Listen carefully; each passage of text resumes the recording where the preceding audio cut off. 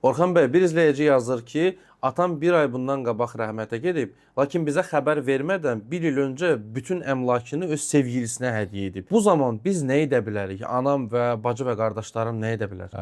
Deməli, bu məsələ ilə bağlı Azərbaycan Respublikasının Mülki Məcəlləsində tənzimləmə mövcuddur.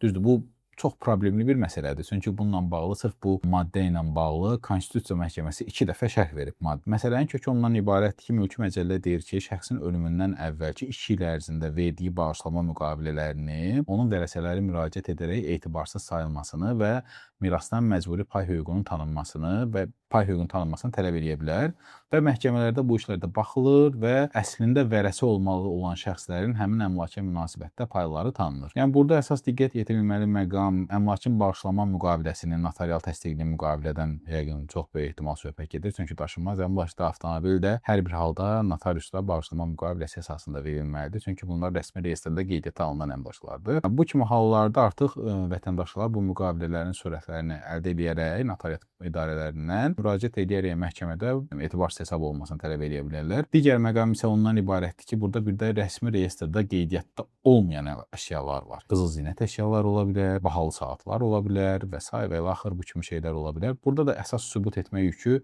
artıq iddiasının üzərinə düşür ki, hədiyyə nə zaman verilib və həqiqətən də hədiyyə ölən şəxs tərəfindən digər şəxsə verilibmi?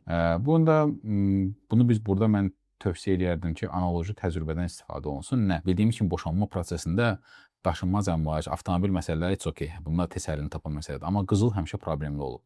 Qızılın da sübutu necə olubdur? Yəni toy şəkilləri və nişan şəkilləri və s. digər bu kimi hallarda həmin şəkillərdən sübut kimi istifadə olunur ki, yəni bu qızıl həqiqətən də verilib.